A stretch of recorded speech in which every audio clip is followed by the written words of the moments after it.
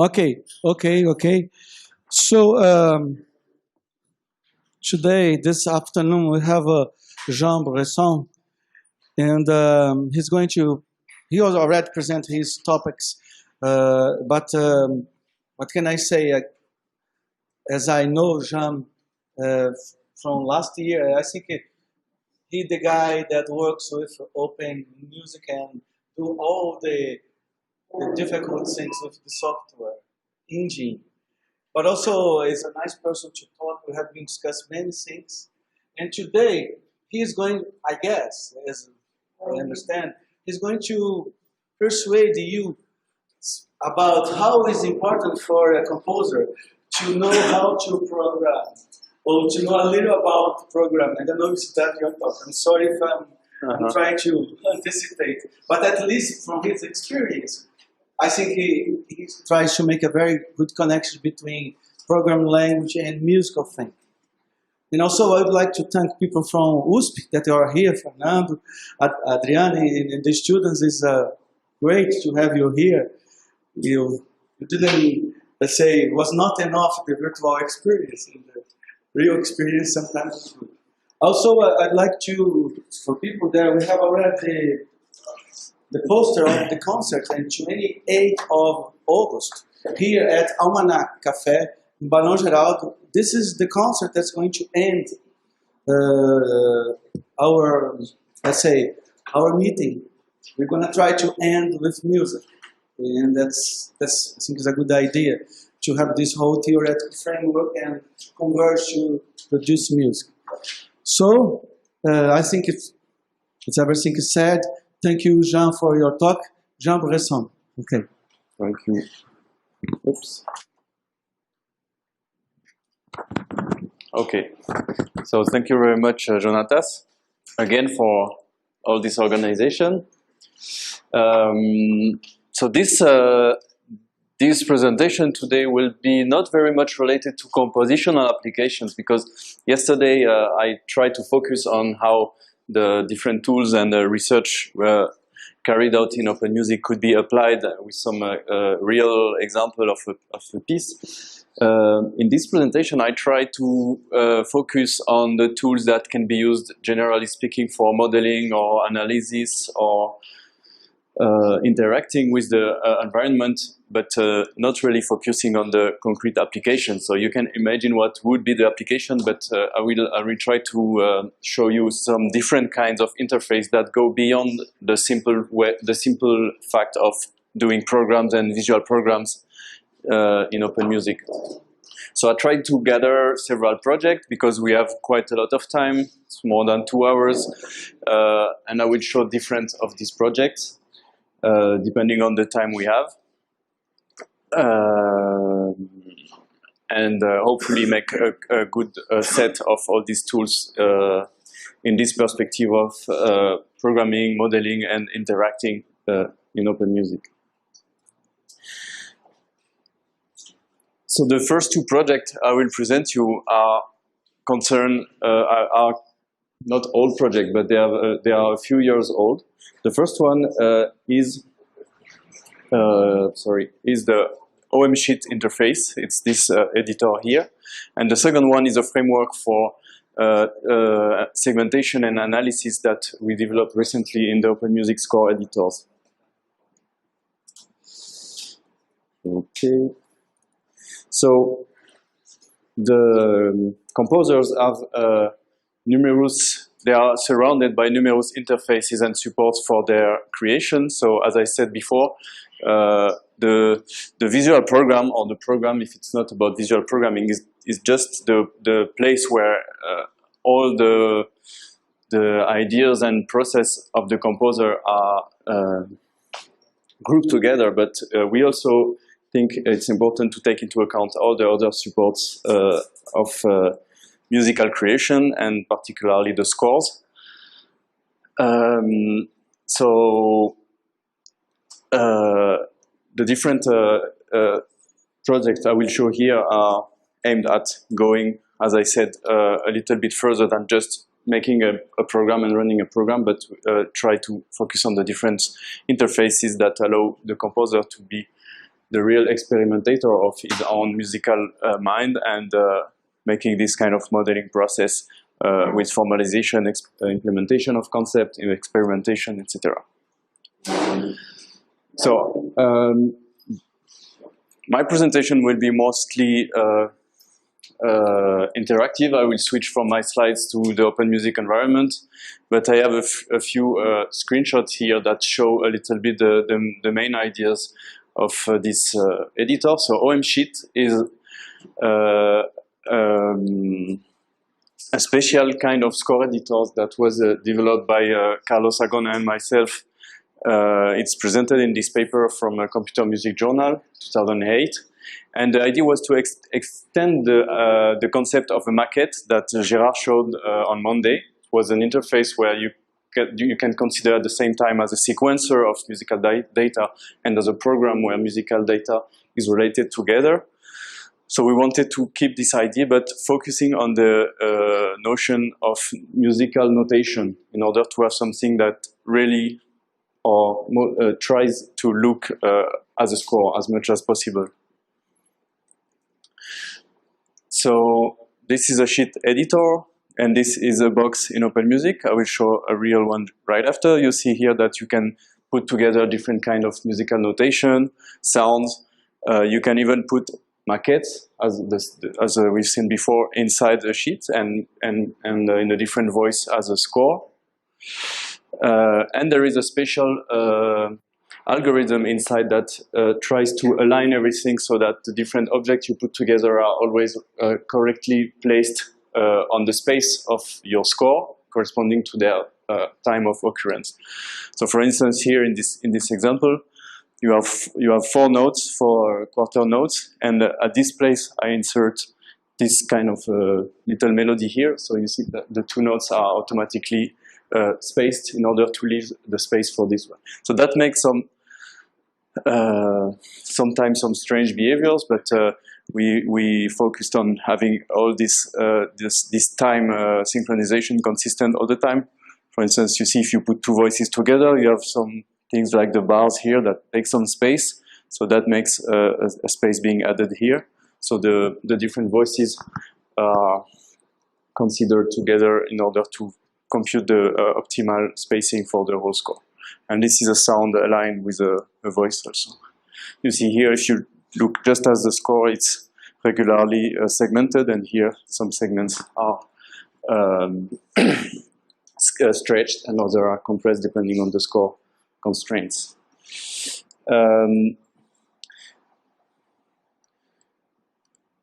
Yesterday I showed an example that didn't work, so that's a good opportunity for me to show it working. You remember it was this the synthesis of this score that was supposed to be a sung part played together with a piano accompaniment.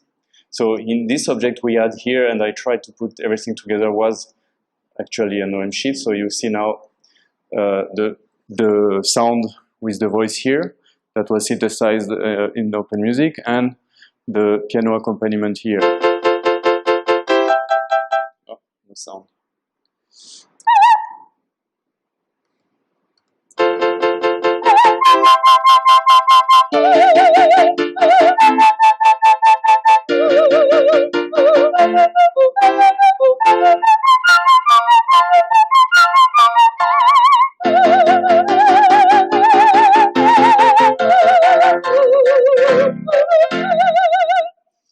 Okay, so this was just to fix yesterday's demo, but you can see at the same time that, for instance, here we have a grid that shows the time. Every second there is a vertical line. And for instance, here where there are lots of sharp signs, the time is a little bit stretched as compared to here or other areas in the score. And if you move the one object, it changes. Dynamically, this spacing is adapted.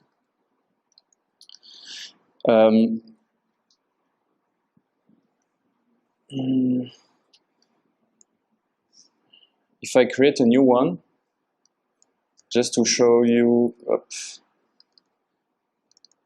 so I create an OMSheet box here. So it's empty at the beginning. You see here, I created it by connecting a list of objects to the voice input of this sheet box. So let's say I have a voice here. I will edit some data in here.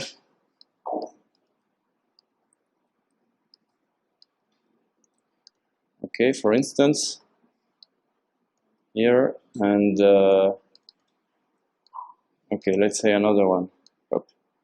So these are two objects I want to put together. I evaluate the box and my objects are here, but then you can also manually work inside this editor and add some new objects. So an object contains anything, it can even contain nothing, and you can play with drag and drop to add object, copy object from one box to the other one, and then when you will move, okay, so I can display this grid as before, and you see all the spacing that takes place while you move the objects on time. So an important aspect in the maquette was that you can program the different boxes in it and make set some relations between the objects. So that's also the case in this sheet editor. The first version we had that is described in the paper works like this. You could just put boxes in the editor and connect the object with relations. Here we create a voice that is the inverse voice. The second one is the inverse of this one. We created a couple of examples. For instance, in here we did there was a sound part as in my previous example, but the sound is synthesized from the voice of the score of another voice. Here we make a transformation, time stretching of a sound according to the constraints of the voice, the score voice at the top. And in the current version of this sheet editor, now we have actually separated the interface into two different panes, because this way of representing the relation was sometimes complicated, where you have very big scores and you ended up with a lot of connections in here. So now we have two parts in the editor. I can show you in a real one. I select this show sheet patches here, and here I have this special box which represents the contents of here. So it's a kind of a meta representation of the object itself inside itself. So you see there is a kind of quick representation of what's in here. I have one voice object, one chord-sec object, voice, voice, voice, 4 voices. They have all a number, and I can duplicate this box as many times as I want. So this allows you to create these relations I showed in the slide before. For instance, if, let's say, I remove this box, you see the representation is updated here. And I will select the first one here. Yes, I select this one. So in this object ID, I do 0. Now, if I evaluate this box, this one is in red, which means this box now is focused on this object here. If this one is 1, I have now 2 pointers on these two objects, and I can program the relations between them. For instance, I can represent them here. I create a voice box. So this one is not part of the actual score, it's just part of the underlying program. I take the object content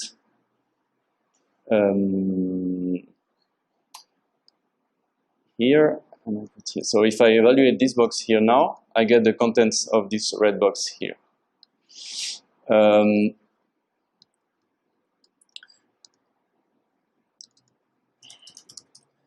So I will use this function called reverse. I reverse the chords on this box, create a new one. So this one has the reverse chord and the same rhythm. So this maybe needs a little bit of understanding of how open music works, but I hope along with the different example you understand a little bit. So you have when we have a program here, we always choose to evaluate some parts of the program. So here, for example, if I evaluate this box, I will create a voice. These are the different inputs, and for instance, these inputs represent the rhythm of this score, and this one is the pitches, the scores, the chords. So in this case, the rhythm will just ask what are the rhythm of this one and take the same value, and this one will take the reverse list of chords from the upper voice. So if I evaluate here, okay, it's not a very good example because the chords are all the same, but let's change it a little bit. Up, up.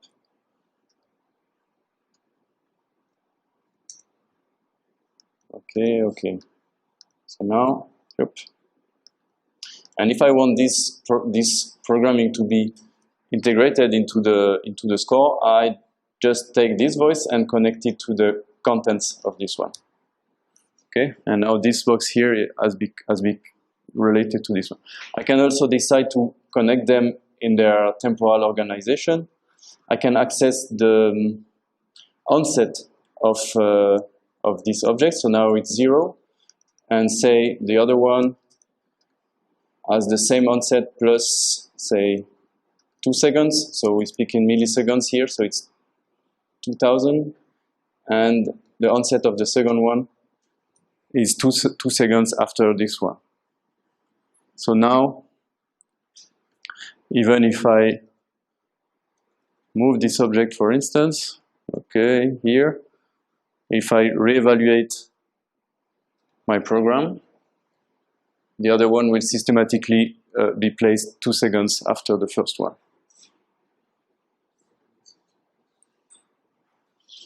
Okay?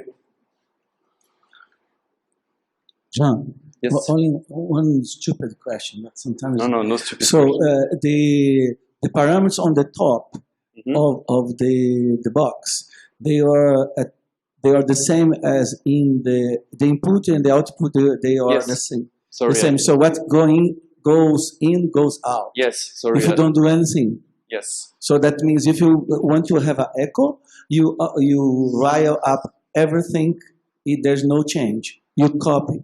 Yes, if I connect everything here, you mean? That makes the same. Another quicker solution, so maybe, yes, there are two main kinds of boxes in open music. One are these boxes that create objects, and these ones are just functions. So the function can be as complex as you want, and the objects too. So the functions here, they just take some input and return some output. There can be different number of inputs and outputs. For instance, here the plus has 2 inputs, 1 output. The object boxes, there are some, we call it factory boxes. It's like if an object-oriented language, the instance producer, when you make a new chord, for instance, in Lisp, it's called the make instance function. So that's what these boxes do. And in addition, they produce an object and they allow you to visualize the last one they produced, or even to open it and change it by hand. So it's a kind of a function box that creates an instance and has a local memory. And the inputs, outputs represent the different attributes of this class. So they change for every kind of object. For instance, if I do a note object here, so that's a note. The inputs are the pitch, the velocity, the duration, and the MIDI channel. And the outputs are the same. So this, if I connect something to the input, then I evaluate the box. So I call it, I say, make your new instance, and it changes the pitch here. The other have default values. And if I want to get the value, I just read it from here. I can see, for instance, in the listener, or if I do text box. Oops.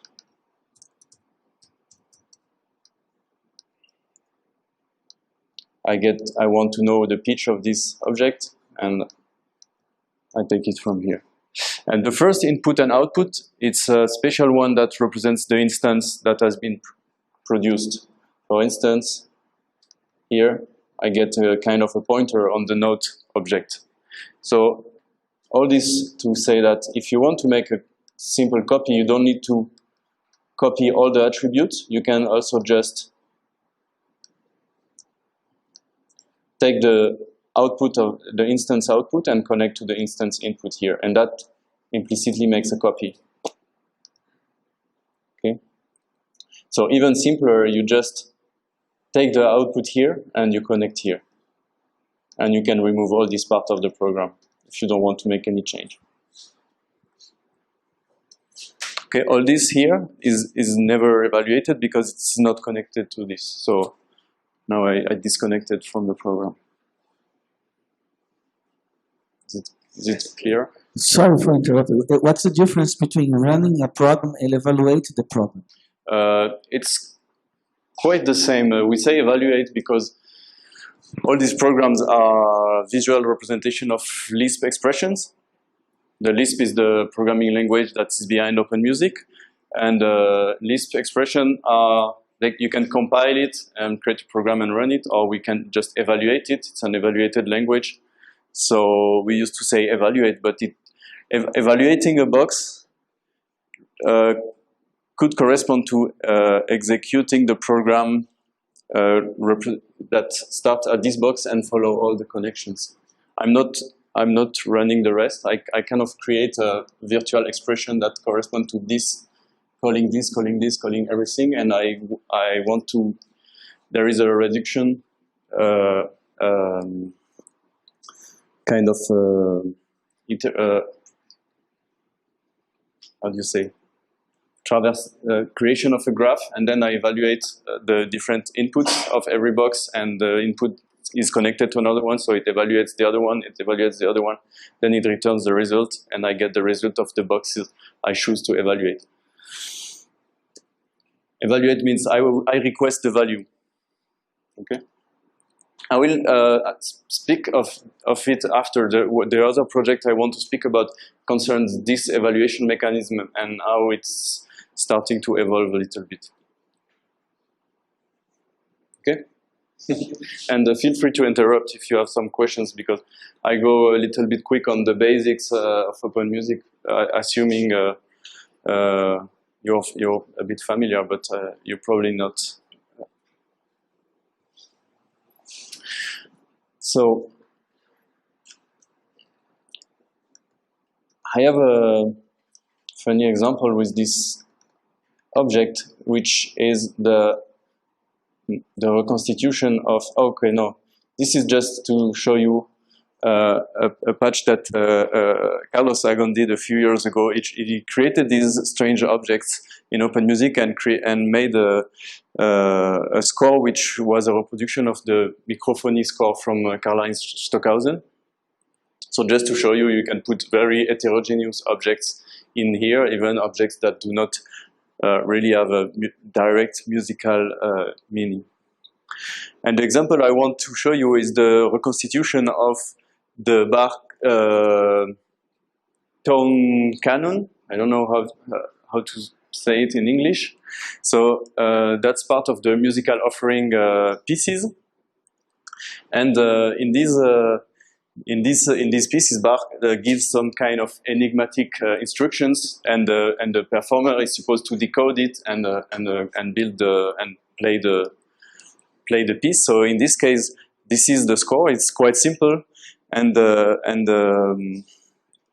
as you can read it, the idea is that you will create a canon with one of these two voices, and the two voices are separated by a perfect fifth, and then the canon, while is going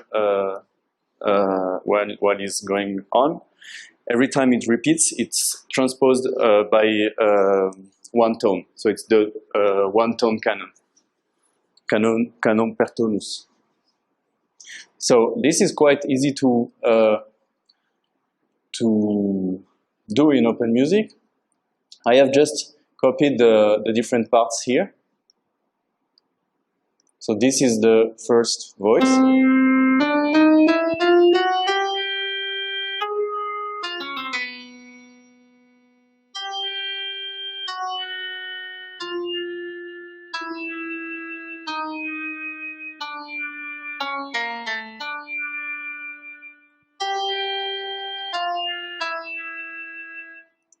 And the second voice, the canonic element, is here.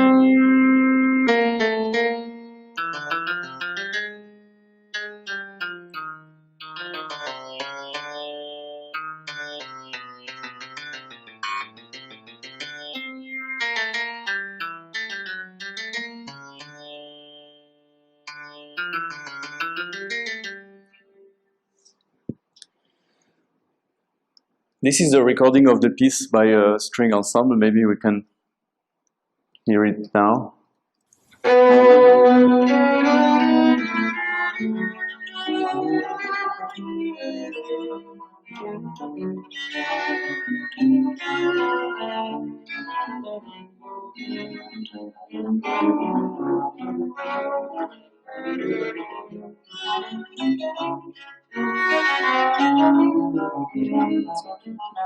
Here is the cycle, and the canon is transposed by one tone, and potentially it never ends. It can be replayed. It's infinite canon. So to reproduce this mechanism and regenerate the score of this canon, we just need one single operation. It's a transposition. So let me show you quickly. If I have a chord, for instance, this one,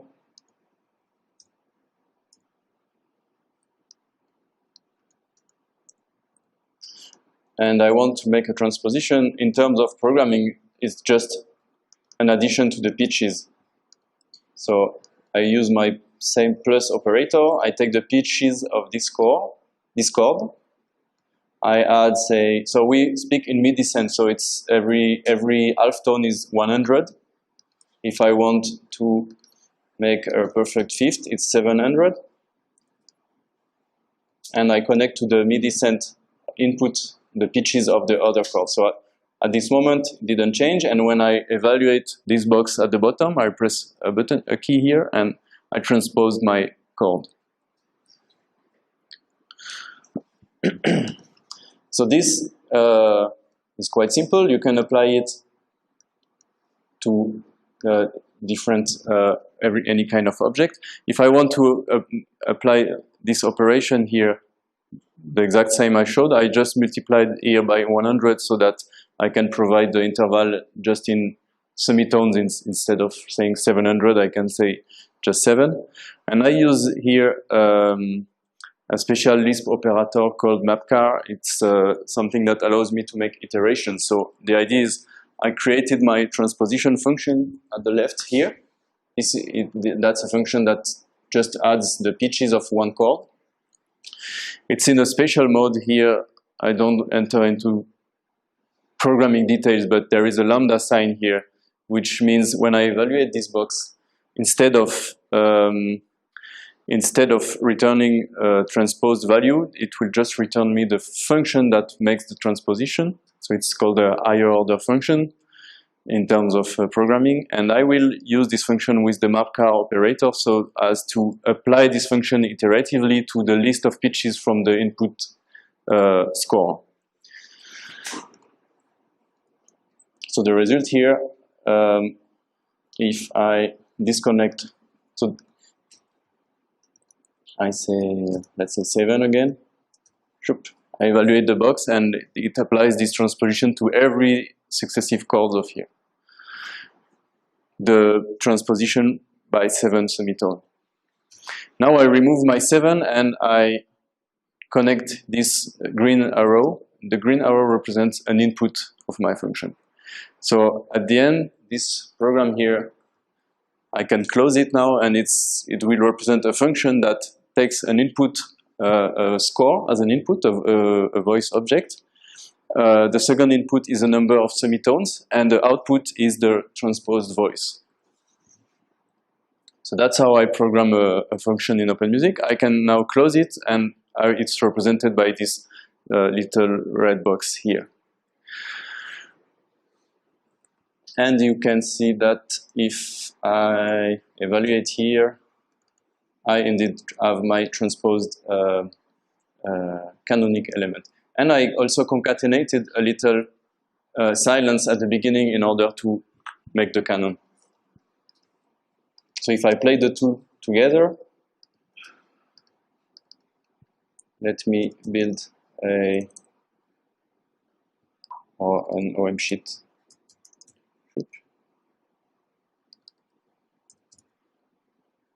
Oh, it's, sorry. I take this one and this one.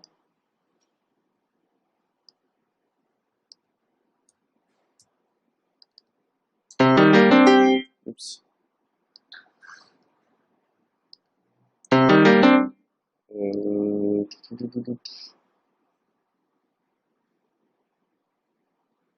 Here.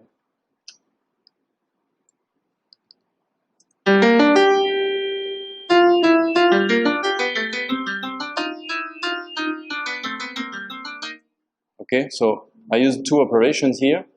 One shift in time and this transposition. So if I want to apply the whole process,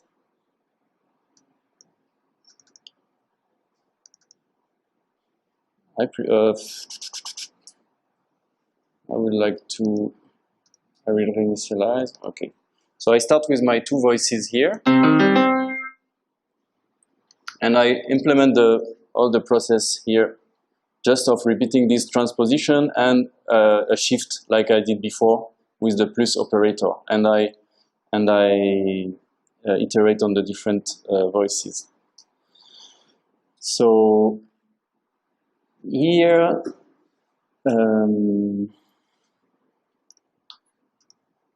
sorry, the window is a little bit tricky.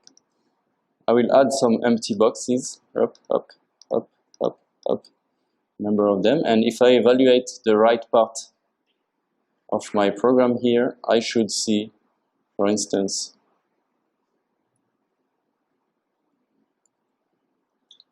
the canon generating up, and this one here, here, here. Okay, so I just repeated this transposition. The successive occurrence of one voice on this, of one part on the same voice are just transposed by one tone, so two semitones, and between the second and the third voice, there is an additional transposition of a fifth, 7 semitones.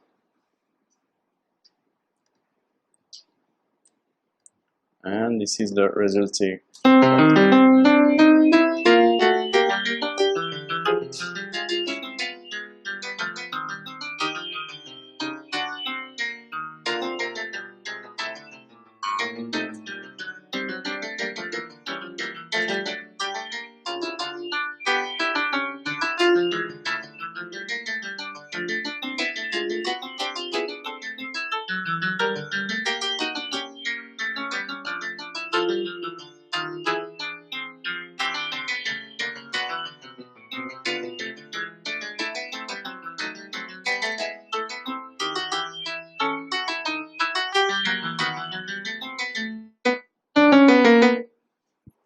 Okay, so the last one did not start.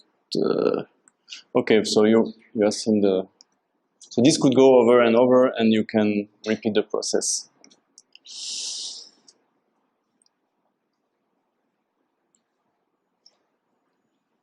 You have any question?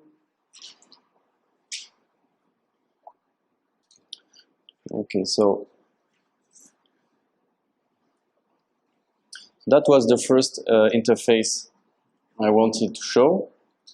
The second one is not exactly a new interface. It's actually an extension of the standard score editors of OpenMusic. We did it in the context of this project with Carlos Perez Sancho from the University of Alicante. He wanted to make a harmonic analysis project in the score editors, and we had the idea for a while to allow music analysis to have some ideas of how to analyze a piece of music, to easily integrate their work by a little bit of programming inside the OpenMusic interface. That means not only using the tools that exist, but also being able to program their own system. So in this case of harmonic analysis, it was inspired by a paper by Brian Pardo and William Birmingham in the Computer Music Journal. It consisted in segmenting the score, and there is an algorithm that allows to take the different segment and estimate what's the tonality of this segment. So that's not very original analysis, but that's the process we choose to test our system. So the conceptual framework is relatively simple. We just consider that score can be divided into segments, and we try to make the less restriction as possible on what's the definition of a segment. So you can define segments simply like with a time of beginning, time of an end. The segment can be contiguous or not. They can overlap. They can be spread over the score. You can have the same segment can contain different kind of data. You can actually define all the way a segment is defined is up to the user or the programmer. In this case, it can be defined by some functional specification. For instance, all the pitches that are higher than this value are considered. That's how I define my segment. And then attached to the different segment, you can put some kind of labels that can be as simple as some text or very complicated data that you relate to the segment. So the job of someone implementing an analysis system in this framework is just to define what he considers a segment, and how we compute this data that is attached to the different segments. And then the framework we developed allows to take care of all the user interface and integration in the editor. So there is a simple hierarchy of new object that is added. So the score object here is the existing OpenMusic part. And that's what we added. There is a superclass called abstract analysis. All the different analysis you want to add must be subclasses of this one. And the analysis contains a number of segments. So we have some predefined segments, as I said, the time segments, the chord segments. You just say, you select some chords and you define a segment with it. Or you can also define your own class of segment. So that makes a short, small API like this, an application programming interface, which define the different functions to know. For instance, these are the class of segments you can use or redefine, and some function like compute analysis segments. It returns the list of segment. Analyze one segment. It creates the data for one segment, etc. There is a number of functions. You don't need to implement all of them, but the one you need.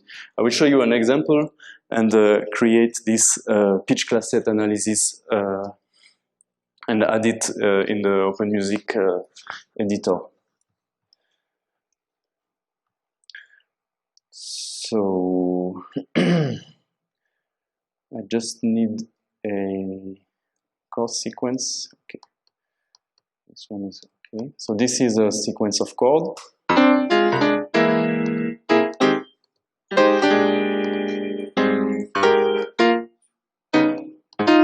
Cannot play like Moreno, but I have lots of MIDI files. So, oops, sorry.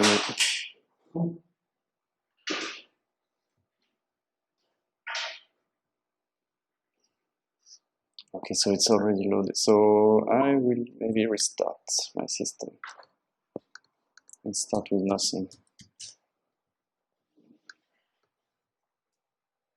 So I will start with fresh music. Up. my chord sequence. So here I am in a special mode that's been added to the Open Music editors called segmentation and analysis. When you're in this mode, you can right-click and add a new analysis to the editor. So here there is these two analyses available, and I want to create a new one. These are just test analyses that they do not they are not very useful. For instance, this one allows me to just put some markers and say and add some information at several places. For instance, section 2.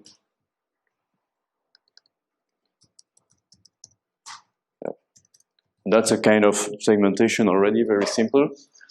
So if I want to add a new one, I will. So this is, as I said, it's more for an analysis that can program a little bit. So my code is relatively short. It's just this. Here I define a class. That's the Lisp syntax for defining classes. Called PC set analysis, and that's a subclass of the abstract analysis class that I showed before. So I evaluate this expression here, and now if I want to add a new analysis, I have my PC set analysis available here. So I say, okay, select this one. For the moment, I cannot do anything. I can just set a name for this analysis. And you see there are some actions like run segmentation, analyze segments, analyze selected segments, etc. But they are all disabled because I didn't program anything yet. The first operation is to define the segment, as I said. So I will use an existing type of segments that I've mentioned before called the chord segment. And for this, I say, what's the default segment class for my analysis? So that's also a Lisp syntax. And I say that's the chord segment here. So I evaluate this expression, and now I have the possibility to select some chord and define some segments. So the color doesn't mean anything. It's just randomly selected. So that's something. It's not very much an analysis yet, but I can now.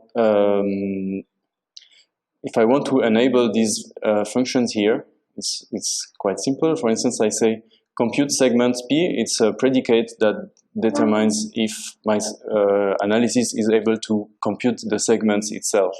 So I say yes. T means true. It's yes. So now I have this run segmentation available.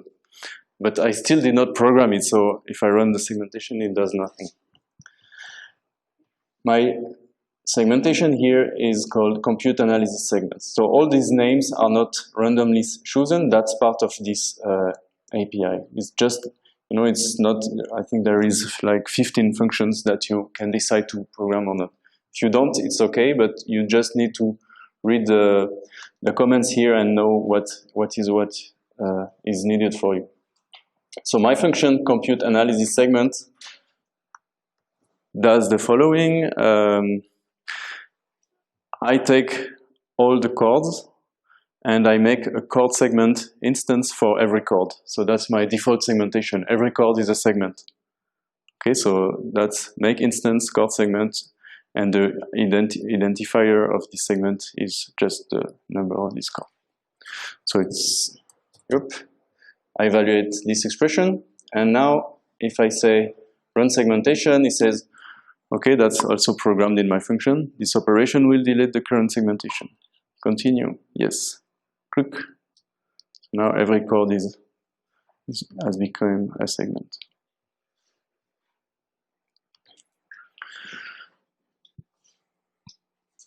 Questions? I'm sorry. I want to make a kind of connection, okay?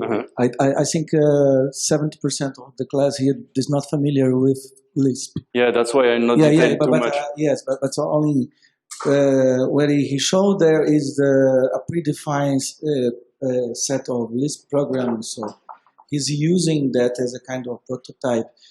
But my another question is, when you present the score, as it is now, the representation of the time in this score is proportional. Yes, yes. And the other one was not proportional. When you use proportional or notation for the score, when you use real notated, how it is described? Yes, it's just because these are two different kinds of objects. You have in Open Music, the main score object are the chord sequence. Is this one? It's with proportional time representation, and the other one is a voice. And the voice is the one I used in the previous example, and this is more rhythmic notation. So you or the composer use the one they need when they need it, and in this case I use it because we can mix up. We can mix proportional with voice. It doesn't matter. You can mix if you can sync them as well. For instance, in the sheet editor I showed before, it's done for this purpose of having, for instance, two different objects that are not in the same time referential, and we try to represent them together. In the program, you can mix what you want. You can even, for instance, if I take my sequence here and I connect, there are some automatic transcription. It's not very accurate, you see. That's why I use this one, because it's a MIDI file. And here I play it as it is. If I try to make it fit in a rhythmic pattern, if I don't know, it's good. But sometimes it can be bad because it just approximated to the closest. So that's the problem of quantification. It's a very old problem. Actually, one of the predefined analysis you have here, if I say consseg, it's used for this problem of quantification. I create some segments, and within every segment, it will give me what's a representation of the rhythmic pattern that corresponds to this segment, regardless of the pitches. That's what I had in the patch when I opened it. That's why also I had these boxes here. So this box takes the result of this the quantification analysis and create a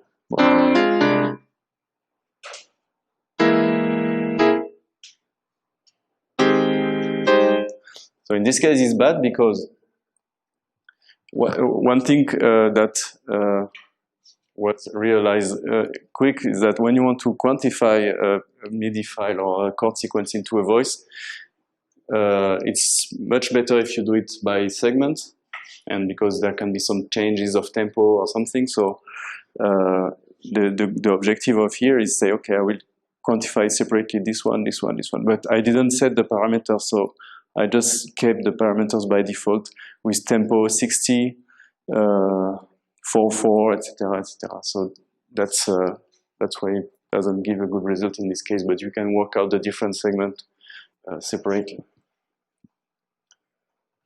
So let me just finish with this one. So I have my segments here, and now I define how to analyze one segment. So for this, I will take a little bit of advance on your presentation of tomorrow with Moreno. We have an object called nCircle. It's a circle that's supposed to represent the pitch class representation of a chord. So if you have a given chord and you use the function chord to C,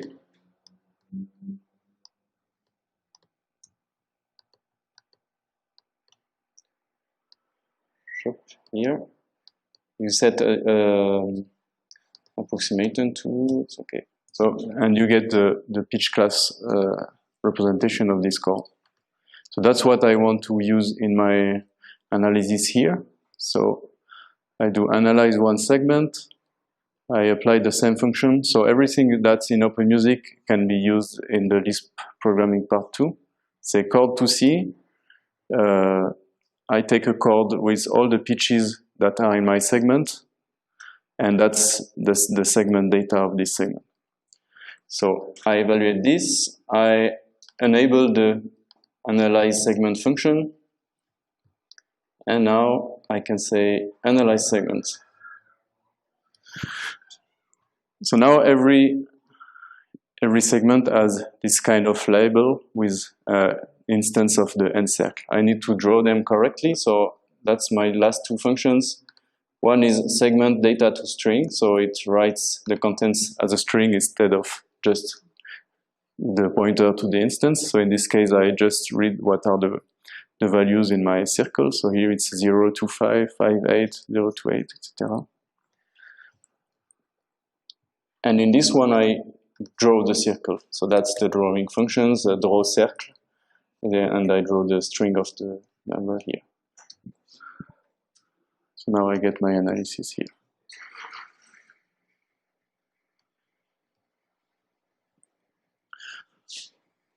So the same process has been applied, but it's slightly more complicated with this harmonic analysis project.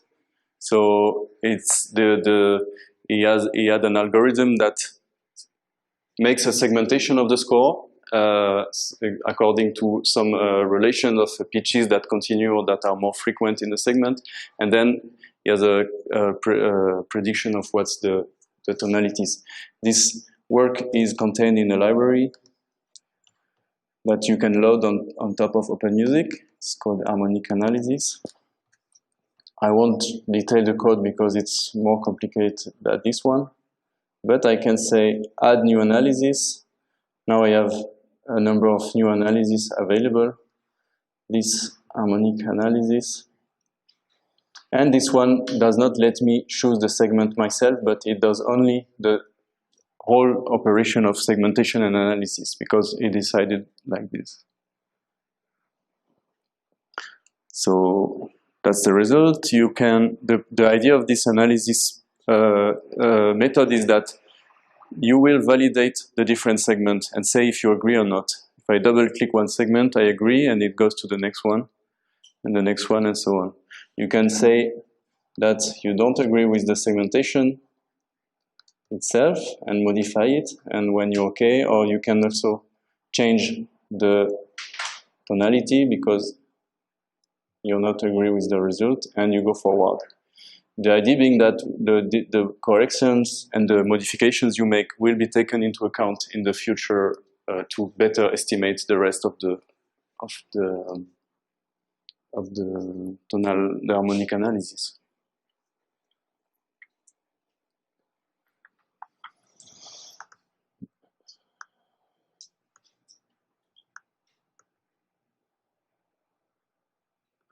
Have questions? Sorry, one more question. Yes. I guess you are taking the experience of the guy that works with the interface as a cue for the program to understand the harmony. Mm-hmm. That means the experience. The guy say this is C major, and the computer takes this C major definition. My question is, do you keeping doing that so the system learns with the user the harmonic analysis in such a way that, see, if my view of harmony is different than yours, when I'm analyzing it, it will learn with me? Yes. Well, yes, and that's actually not the concern of the framework I'm showing here, because the idea is here we provide everything for someone to integrate his own system of analysis, and in this case, the system here, as I have it, maybe in the University of Alicante they have worked on it since then, but the one I have, it just take your correction into account and will maybe modify the probability for choosing again this wrong choice in the next time. But so it learns it learns every time you rerun the analysis. It starts with a fresh memory. But you could imagine to make the same system with more intelligent system of analysis. Sure. Yes. Good. On segmentation, it can recognize similar structures with the same contour or the same nodes. Once again, here the system does not recognize anything.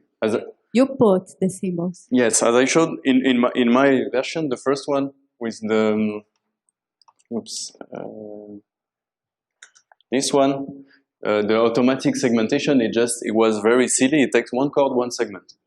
And if I want to make a better segmentation, like in this case, or more advanced segmentation, that's an algorithm that can be programmed by anyone who wants to integrate his system. So in this case, I don't exactly know how it works, but it follows the paper I mentioned before from the harmonic analysis process. I don't remember exactly. If you want motif analysis, motif, variations of motif, yes, it doesn't recognize. It could be, but for instance, there have been some work in open music with motivic analysis, and that would be, for instance, interesting to transfer this work in this framework in order to make an analysis, a segmentation corresponding to the result of a motivic analysis. But in this case, it's not implemented in the system right now. This open music as a system in general has as few as possible things implemented, and we expect the user, generally composers, but also sometimes musicologists, to integrate their own algorithm of segmentation or composition or whatever in the environment. This is kind of a silly environment. It does not know anything about music.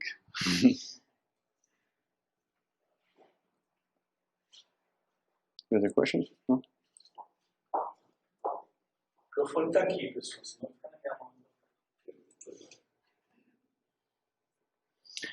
Okay, so that was kind of an introduction to the core of the things I wanted to show today, emphasizing the interactive aspects that go around the main programming activity of the environment, which is usually more focused on these patches like this. So I will switch again to the slide for a few minutes.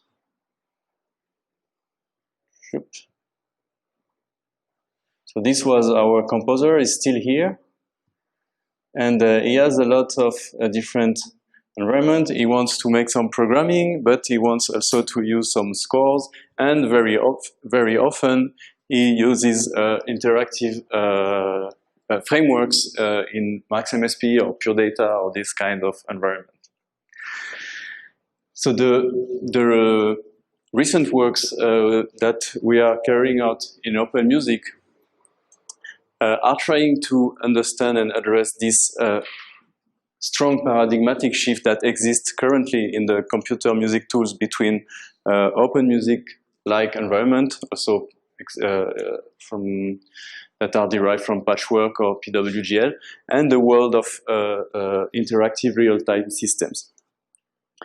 So the first confusion that sometimes people make is saying, okay, this open music is for making scores and MaxMSP is for making sounds. But we have seen in lots of different works that, for instance, what I shown yesterday, that you can do lots of sound processing in open music, also in PWGL, and there are lots of works in MaxMSP that are done at IRCAM and other places, and also all the improvisation frameworks and this new Bark library that deals with scores in open music that find at the end all the symbolic aspect of music composition can also be handled in real-time systems. So this other distinction, the composition versus performance, is maybe more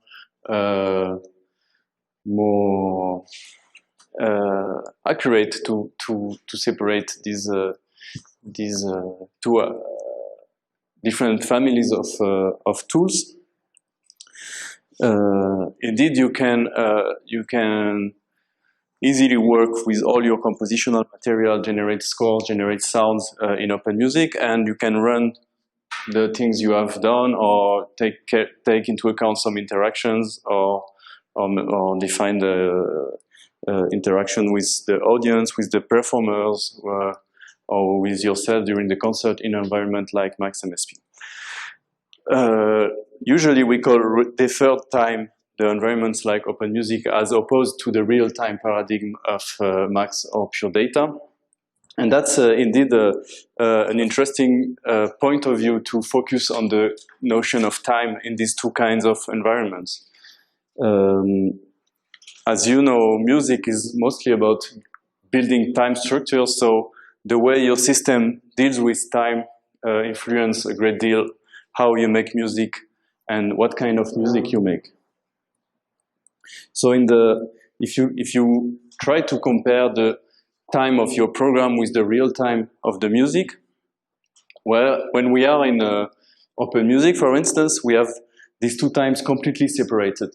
You make a program, you create a visual program, and then you evaluate or you run your program. So there is the program runs, and it creates some data, and this data has its own timeline internal to the score, to the sound, and it's played during the concert independently of the time of the process that created it.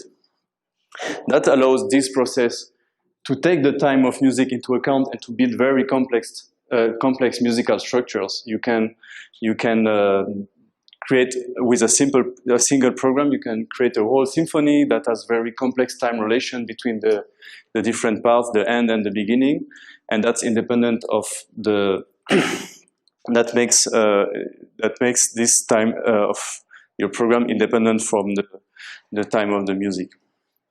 But that somehow cuts this program from any kind of interaction with its environment. In the real-time approach in Max, for instance, the time of the music that's going on runs at the same time as the program. So you can make lots of reactivity. Every cycle in your program generates a little bit of music, and the program goes forward at the same time as the musical time. So these are the two conceptions of time we are interested in putting together in a more intricate way, instead of having these two conceptions completely different, as it's the case now. So I explained this before, the mechanism of evaluation in Open Music. We call it demand-driven because, as I said, when you have a program like this one, you select a box and you say, I want to evaluate it. So you start from here in the program, and there is a mechanism that follows the connection and computes the values and returns the data. So that's how the execution of an Open Music program works. So as I said, it's independent from the time of this structure here is computed in here, but it's an independent structure of the program. There exists a lot of interaction that I've shown you before, the possibility to interact with the data in the score editors and the different works around we are carrying out on the interfaces. But this interaction takes place when you build. If you think of the activity of using Open Music as dealing with program, so you interact during the building of this program, but not during its execution.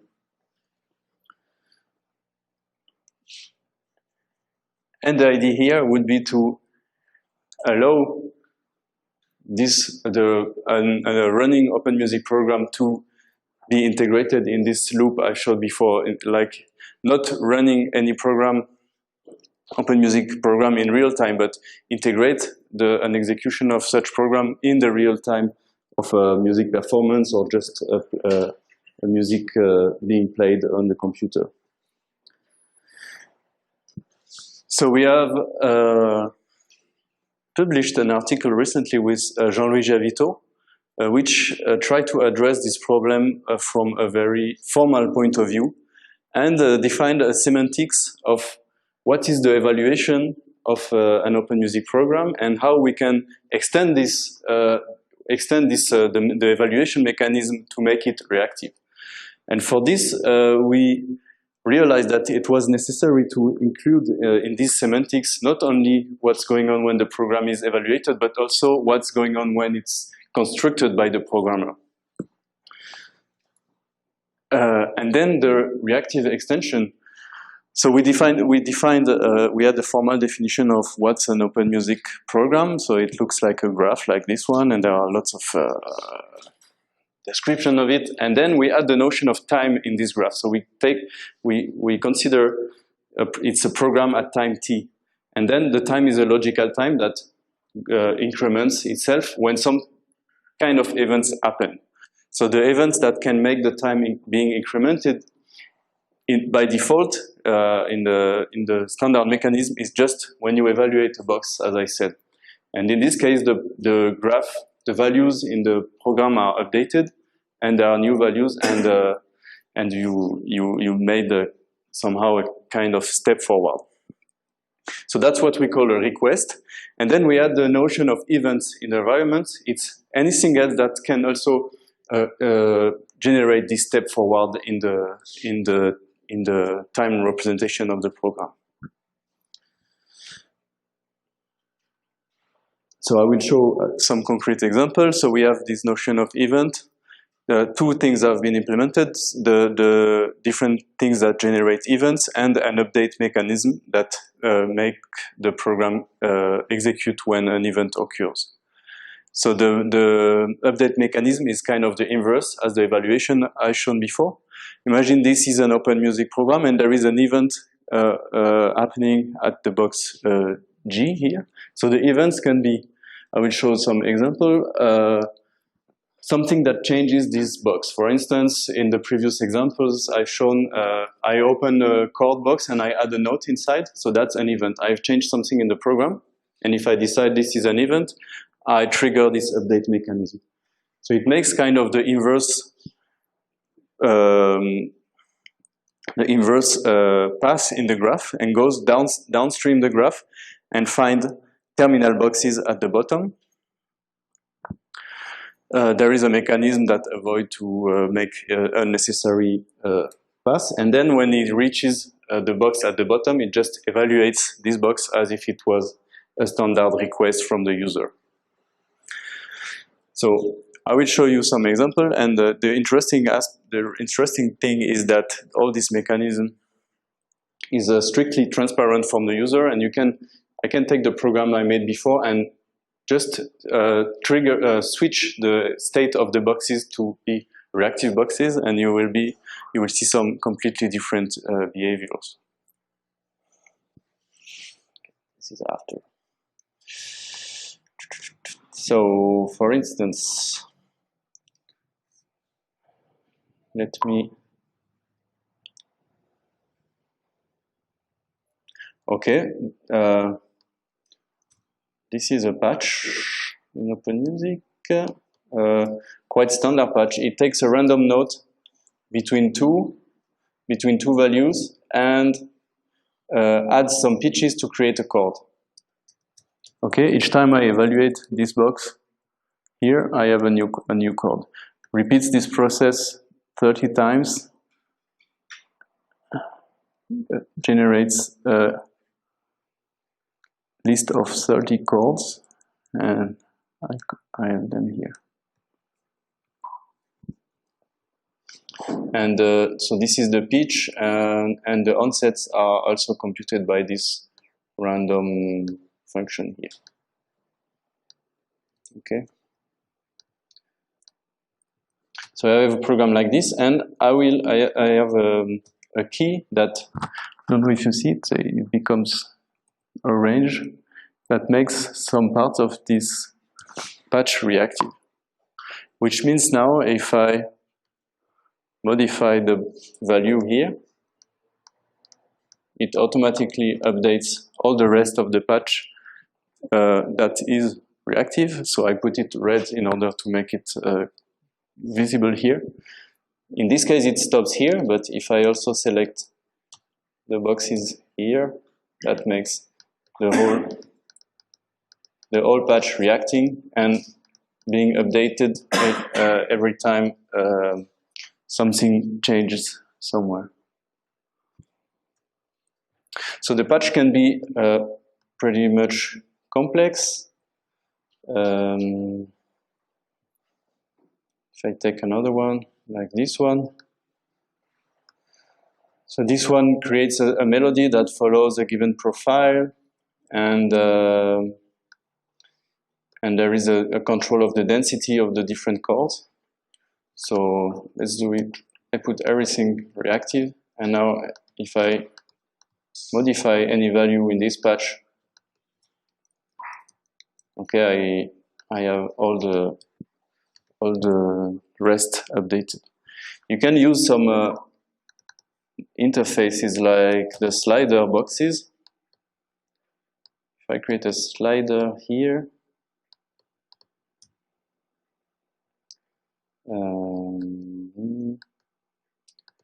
and that will be used to generate one of the notes, for instance. So I select 2 bounds for this node, drop, vertical. I set the slider reactive. I connect the value to one of the nodes, and now I can use this kind of control to update my value. So I wanted to make a complex one. It's not yet complex enough because in order to stress that even if it's reactive, it's still not real-time programs. I cannot guarantee that when I move here, this is immediately or after a number of time being updated.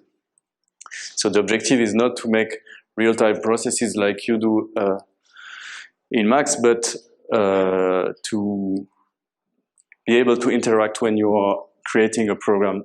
In this example here that I had on the slide, it's a piece by Philippe Leroux that's been premiered in the Manifest Festival last June, and he used this system in communication with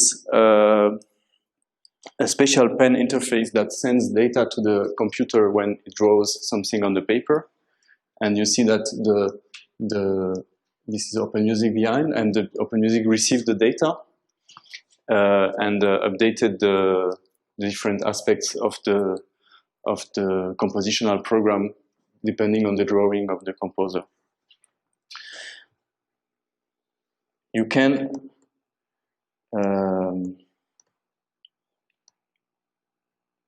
it's interesting, for instance, if you things that were used in this work were some receive box that I will show an example after that receive OSC messages or MIDI messages, and this is also another kind of event I showed before. It's a box that when it receives a message, it triggers an event and updates the patch.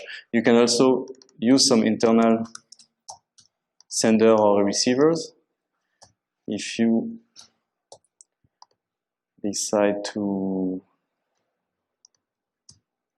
send, you say send curve here, and this one is somewhere else.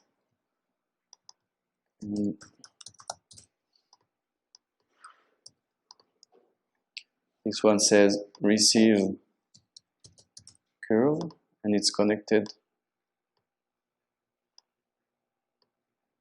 to a BPF. So now, every time I do something in this curve here, you see this object is also updated at the bottom. So that's the kind of internal communication that was used in this project with Philippe Leroux to spread the data. One pen stroke was spread all over and influenced lots of different parts of the program.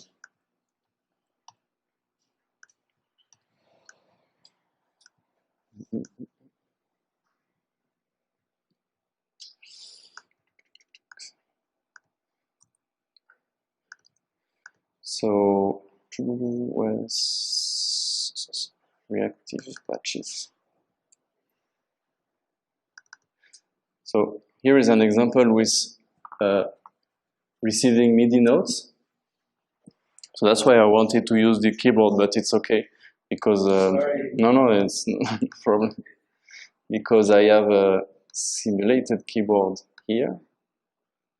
Keyboard. So this just sends MIDI notes.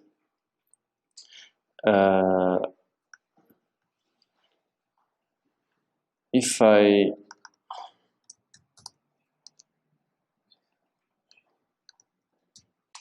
create a note object here,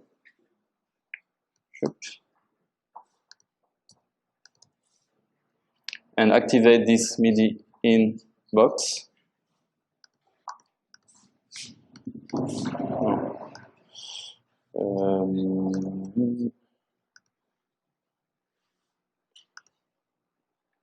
port 0.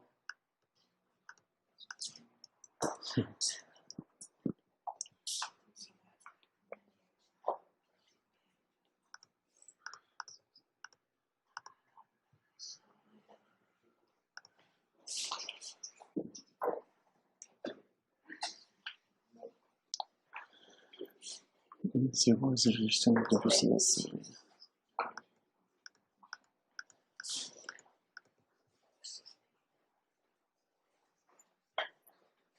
No.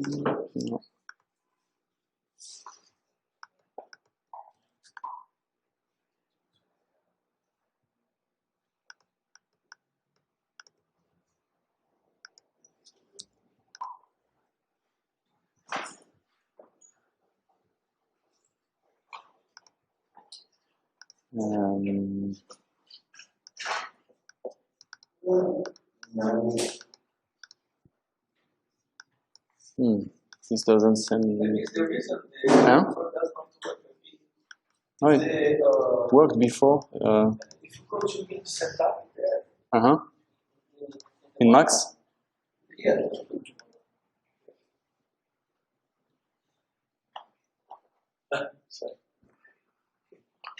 Wow.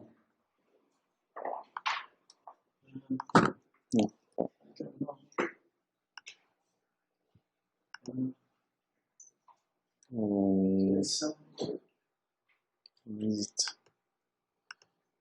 Fenêtre MIDI. No, it's okay. Yeah. The communication.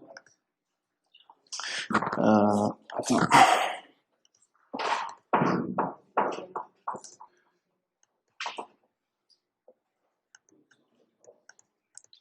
Doesn't send anything, huh?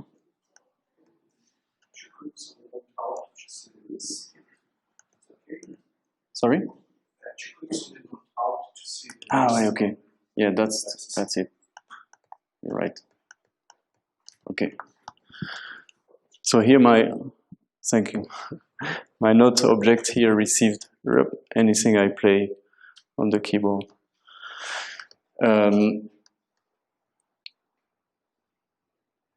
You will see when we do this kind of process, we soon need to use functions to group the incoming data, because if I want to collect not the note but the chord, a chord that is played,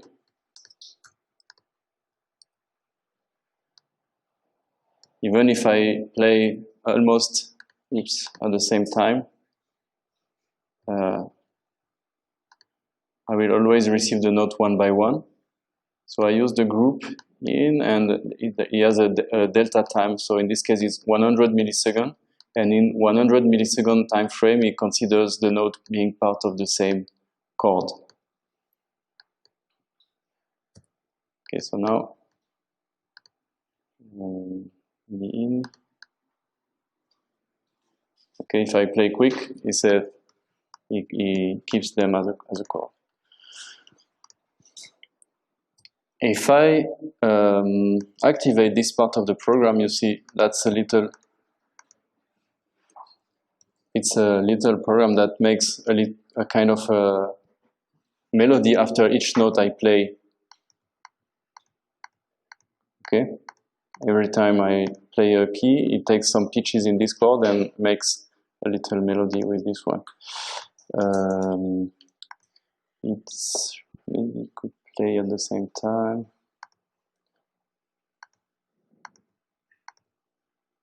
Oops.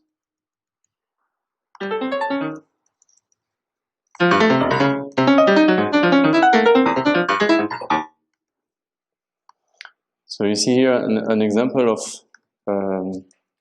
how the graph I shown before with the open music being integrated, for instance, in an interactive situation where the MIDI in notes come in and they are processed and they are sent back to the real time of performance dynamically. The boxes you see here are collector boxes. If, for instance, you want to make some more advanced process than just building these little notes here, and you want to collect everything that is played in a memory and process this memory, and sometime later maybe send this information or the transformed information back into the performance. So here, for instance, I collect each time.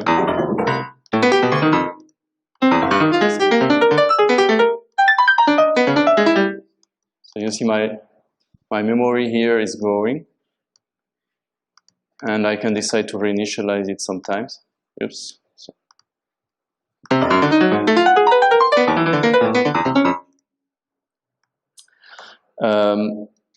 If I want to make this process give more control from the performance to this whole process, I can use some more advanced tools like I think it's this one. Yes, we have a root box that is similar to the root box you have in Max, if you're familiar with Max, and allows you to send OSC messages and separate the commands depending on the message. So for instance, here I can send to the environment the message play, stop, initialize, etc. And if I use a patch like this one, where I can sense different kind of information. I will activate this receive box, and if my program works, no.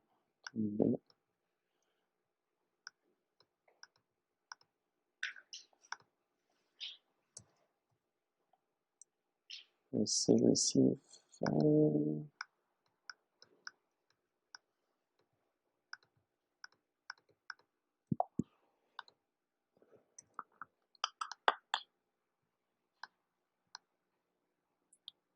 Okay, so he receives a message.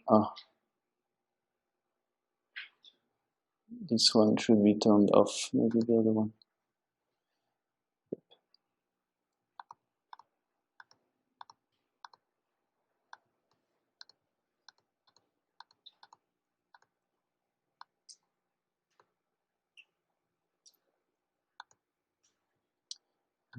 What?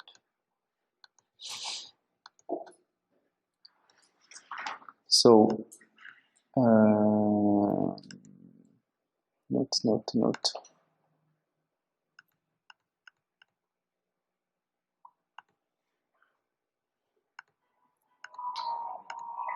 Okay, well, I don't know, something's not working, but you should receive the same notes here, and being able to send a message like initialize, etc. I see here I received the message, but somehow they are not processed correctly. So I'll go back to my previous example. In this one, for instance, you have the segment here, and you want to reverse. So you collect something, you reverse the pitches as I did before, and that's this one that you will play at the end.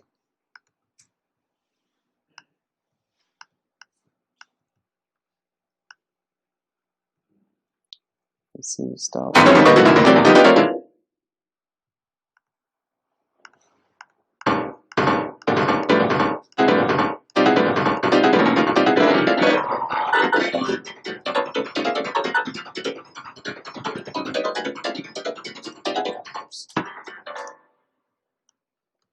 Okay, so well, this is maybe not very interesting, but you see the idea of having this loop between what's being played and what's being processed in open music and what's returned back to playback with the MIDI output and MIDI input.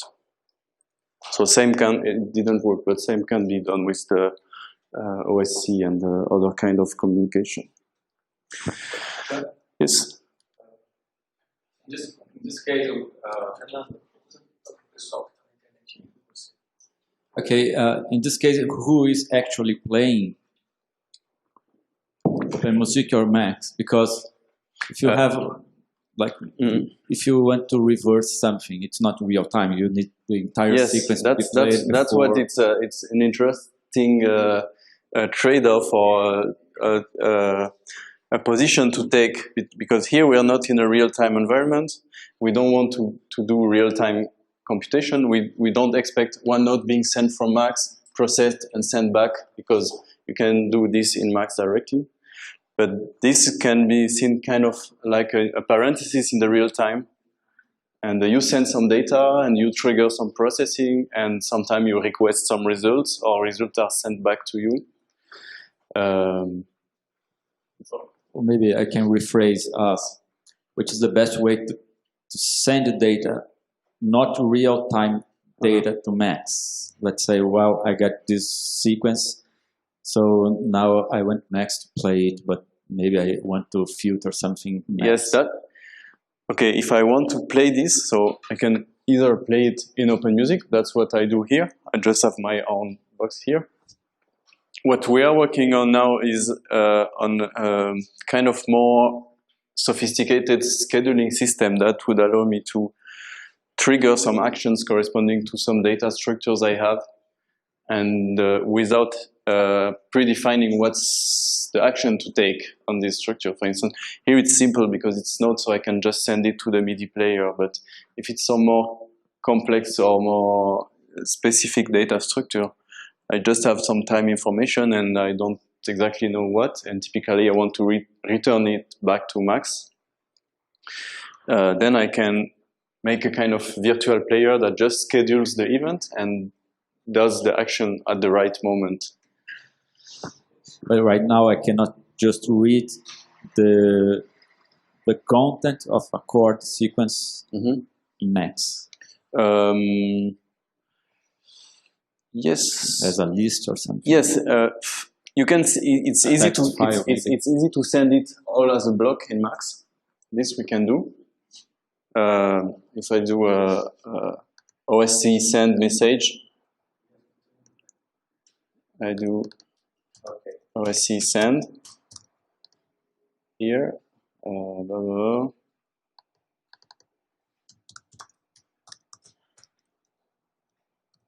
Up. This and the results of my processing here.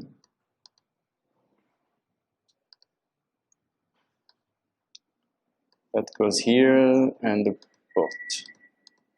I try. And in Max, I do a UDP receive. And run.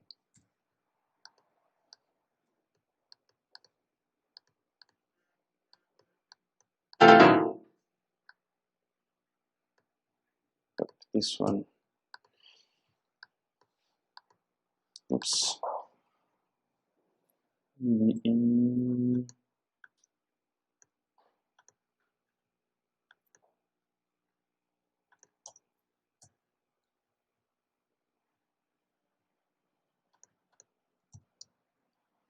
It's not of type integer. List.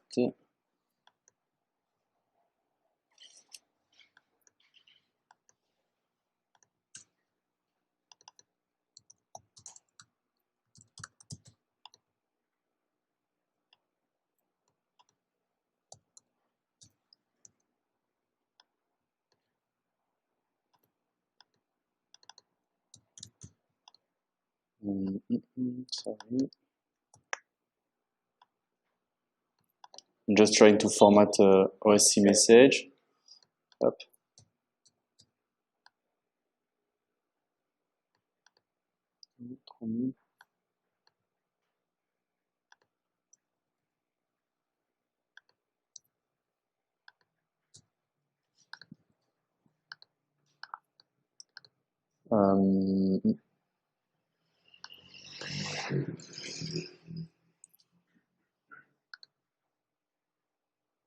UDP receive. Did I make a mistake? No.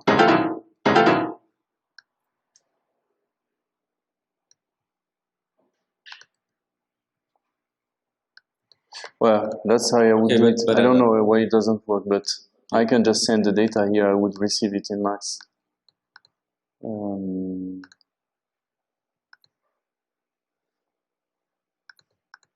Window console. By report. Okay.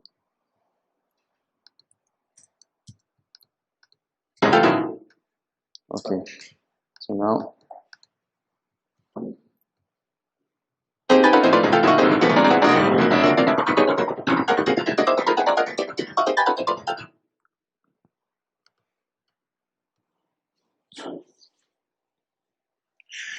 Okay, so the last example with this reactive process is back to our topic of analysis. You remember the end circle object? I will connect it to these reactive processes, and this will make. Okay, I can dynamically see what is going on my keyboard being played as a chord, or we have an object that's still in development. It's a representation of the tonets. So for the moment, it's not very intelligent yet. It doesn't know which node to choose in the grid, so it selects everything. But you can imagine it select the right one. Okay, so, and with my group here, it's too low, so I always have one values. If I select a bigger time frame, I can make some calls. And actually, I don't have the keyboard, but I can just simulate this and play a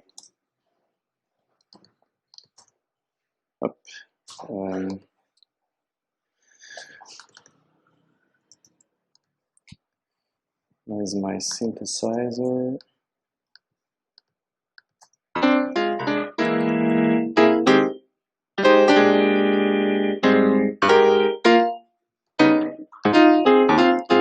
So what's going on here is this object. You can actually even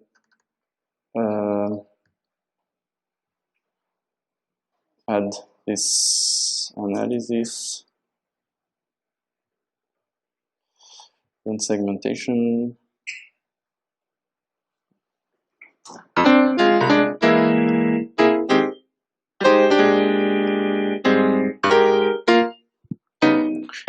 So this editor is playing, is sending MIDI events to the system, and my patch here receives the MIDI event from the system.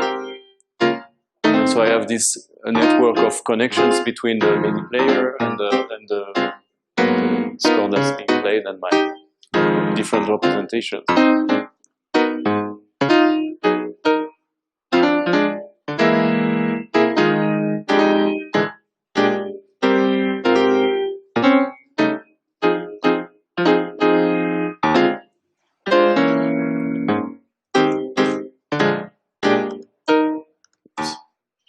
So what's the original tune?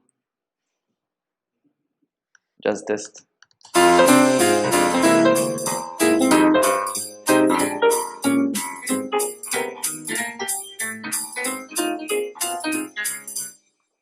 Okay. Some more questions? Huh? Can you take the microphone? No, it's because here I have I extracted just the chords, but that's the full. It's not audio.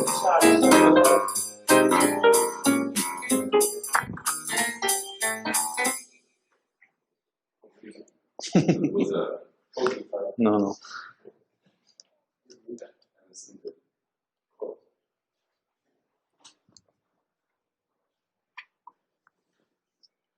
So I think the microphone is not on. So there is a question from José Padovani. He asks if the reactive feature is already integrated in the current version of OM. There is another question. Let me answer maybe this one. Yes. It's integrated in the available version of the source. It's a 6.9, but the currently released one on the AirCam forum is 6.8. So it's not in. It's not available in the distributed compiled version, except if there is a link somewhere. If you check on the web pages, I have no network here, but there is you can load it as a separate library on top of OM 6.7, 6.8, and it works more or less the same. Okay, there is actually two questions. He says, even if there are Linux versions of OM source code available, it is still quite difficult to compile in other distros which are not based in Fedora, Linux Fedora, like not RPM-based distros, like Ubuntu, Debian. Mm-hmm. He asks if there is a plan or possibility to distribute binaries for these other distros. We have a Linux developer is in Norway, and he should ask directly in the Open Music list, because I don't even have a Linux computer myself. Okay, and the last question is about the libraries, OM libraries that are exclusively for forum subscribers. If there is a plan to make them free, and if you have access to those libraries, you have access to the source code to personalization, etc. Yes, no, I don't know about any plan to make it free, but all the tools I've shown today is not part of these libraries. Yeah.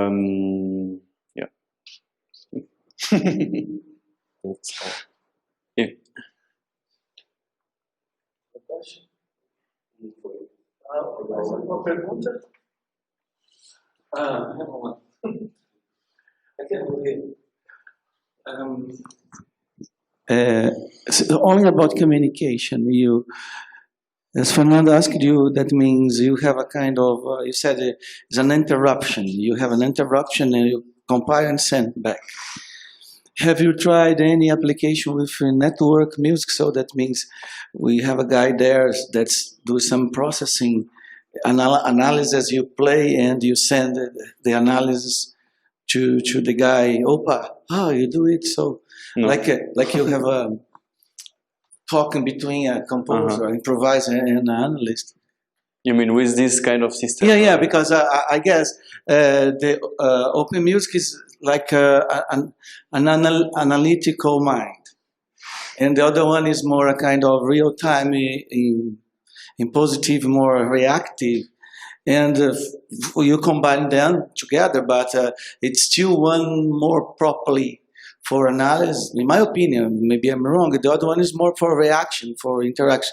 So that means in my mind comes why one is more like analytical thinking that can be connected to the real time flow. Mm-hmm. So it's like you have a brain connecting in a network.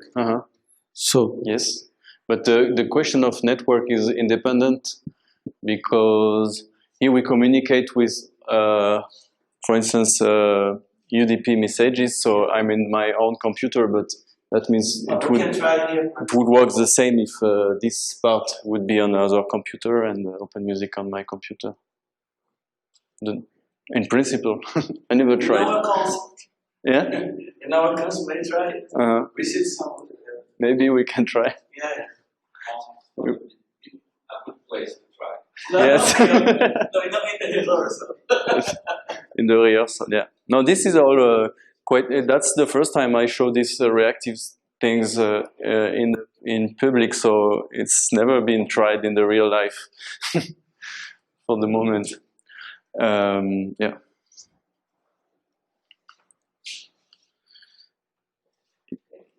Okay. If we have some more time, I can show some more. I don't know.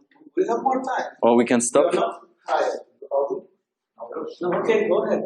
Because yesterday I had no time to show some parts of sound spatialization that are also being possible to control in open music. So I can take 10 minutes and show a couple of examples. So I will close all this. So for all those who were not here yesterday, I spent a lot of time showing how you can control sound synthesis processes in open music. And I will just complete this presentation with, oops, not save.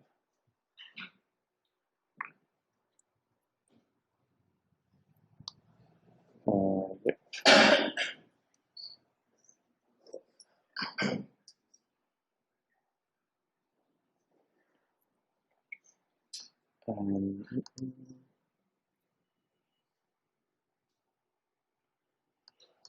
Okay, non, j'ai pas besoin. Okay, so the open music tools for sound spatialization, they look. I'm sorry, I switched completely the topic, so you can forget about all the previous. And switch back to your state of mind after yesterday's presentation. So we have kind of similar control structures as we use for sound synthesis.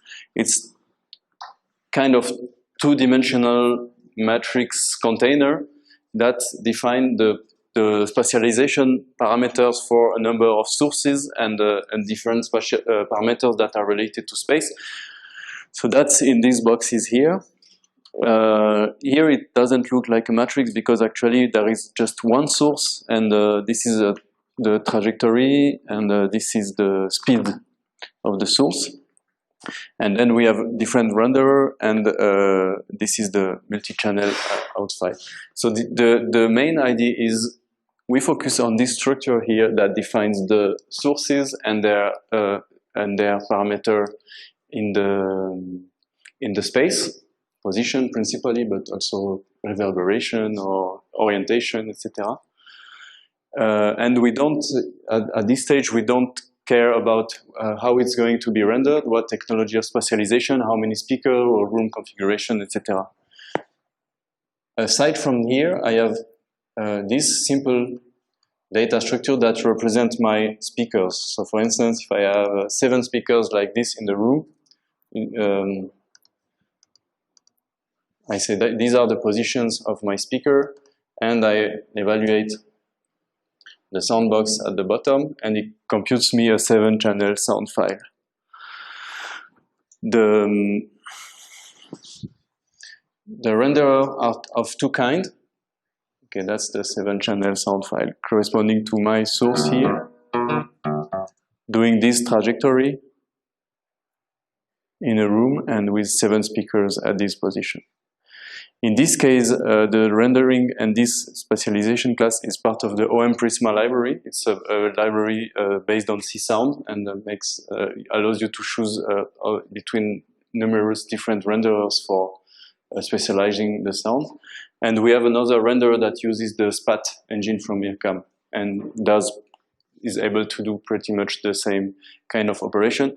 But then for other applications, in the other examples, you will see that the different rendering technique from OM SPAT or OM Prisma are more or less suited to different applications.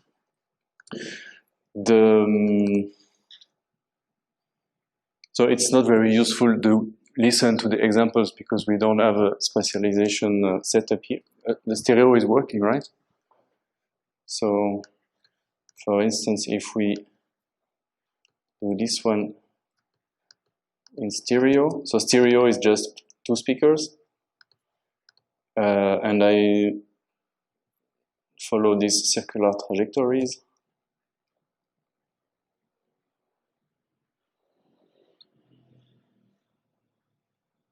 Oh no, it's not good. Okay. And I will add the speed curve here. Maybe we can hear something.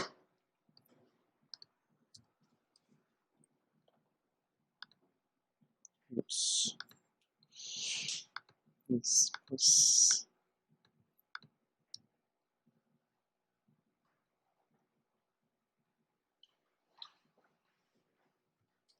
So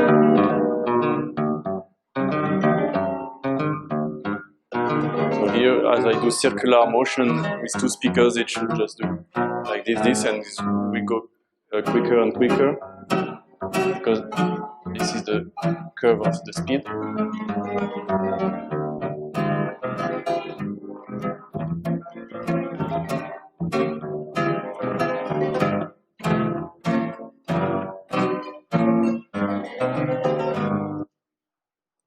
So in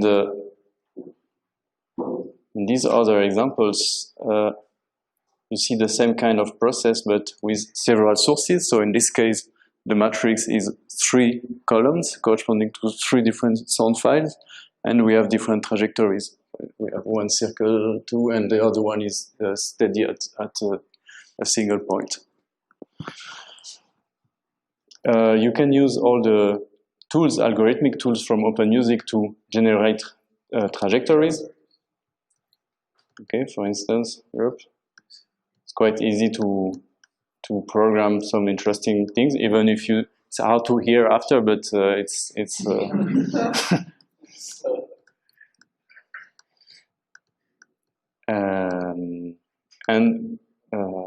okay, for instance here, you can in the OM SPAT version, not the C-Sound one, the one who used the SPAT, we communicate with SPAT using SD files. That's the 3rd time we see these files since yesterday.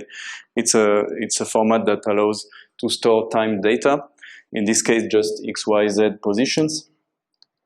So this file here contains all the information from my trajectories. They can be communicated with the renderer to make the sound file, but you can also transmit them, for instance. And we see here again this the time paradigm issue between OpenMusic and Max.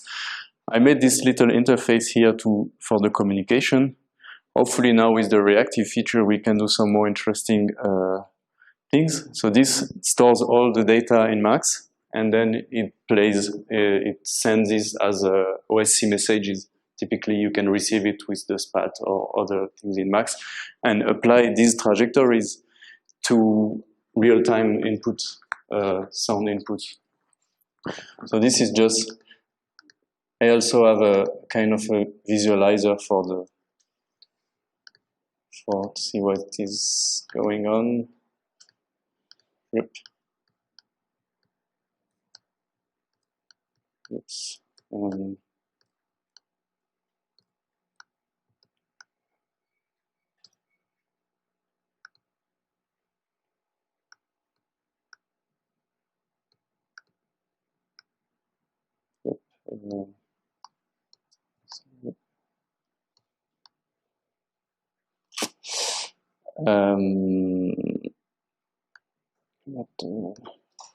Yes, so here in this case we have all the same trajectory but with different speeds. So these different sources, they move, but they follow the same trajectory. So here we make no sound, but it's just to visualize what we are sending to Max. If we send it, in this case, we send these messages here, but no one receives it.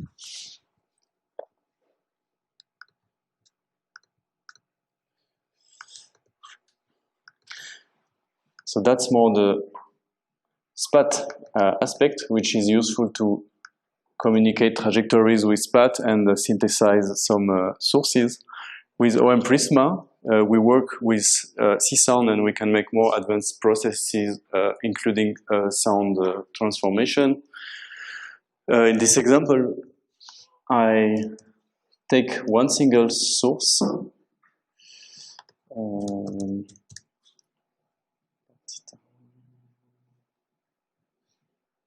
This.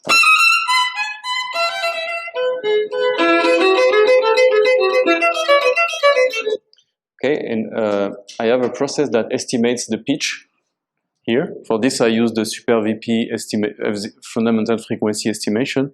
So that's a pitch fundamental frequency estimation of my sound. And I use this data to generate the trajectory.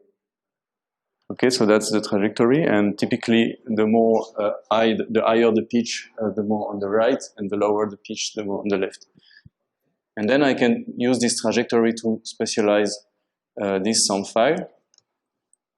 And I will make a stereo rendering.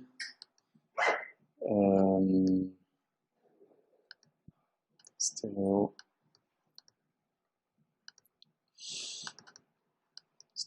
book.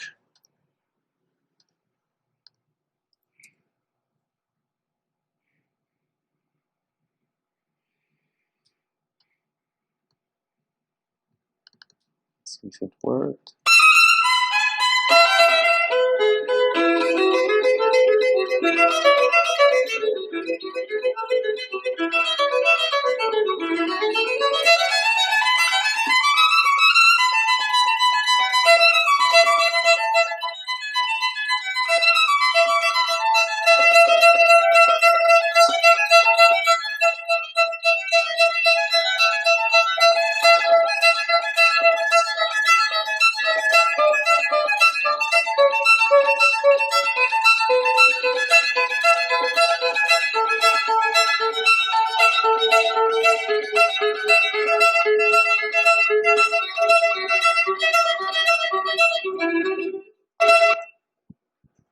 I can't hear it. I don't know if it works. It works. I'm so close to that.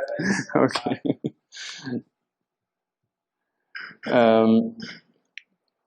One important and a very powerful aspect in this OM Prisma library is to be able to combine with sound synthesis processes in C-Sound.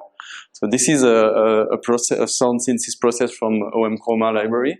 It does just synthesis, monosynthesis. For instance, this is using the fourth algorithm, the same as yesterday. Make some kind of bend. And OM Prisma follows the exact same architecture as OM Chroma as far as data structures are concerned. So you can use one object for synthesis, one object for spatialization. This is the position of the different every different pitch in the synthesis will be specialized. It's computed randomly. And once again, I can generate any kind of multi-channel sound file. So I will do it stereo.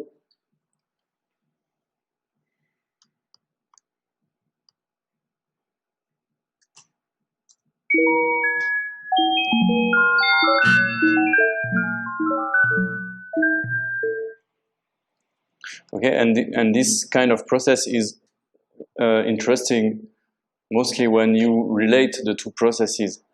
Here I have the same kind of example with this sound, where in the first I have different configuration of the spatialization, and if different grain in this synthesis is specialized at a different position. For instance, here it should be describe this kind of circle, so you will hear from left to right, from middle to right. But if we are with more speakers, it makes a circle around you.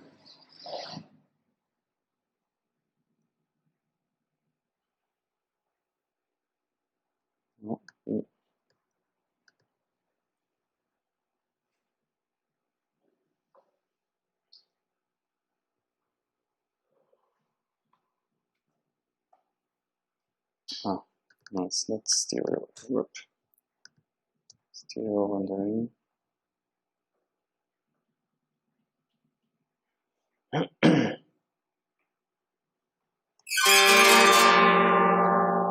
Okay, and in this case, the position of the different grains depend on their main pitch, like in the violin example.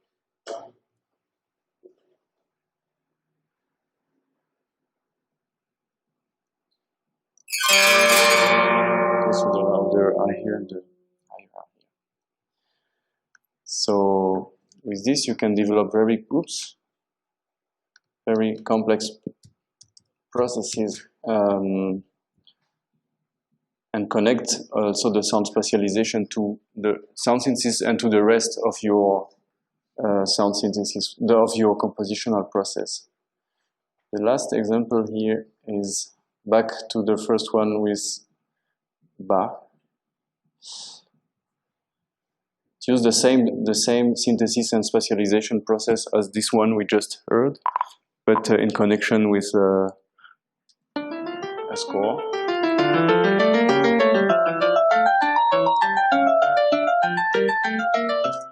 Okay, so there is here a process that takes the different chords in this piece and map everything to sound synthesis and sound spatialization parameters according to different analysis of the contents, harmonic contents of the score.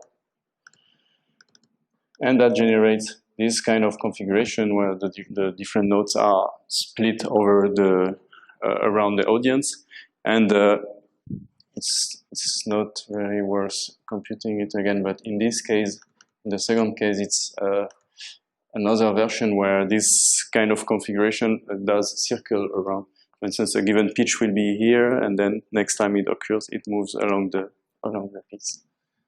So that's an idea of how it sounds in stereo.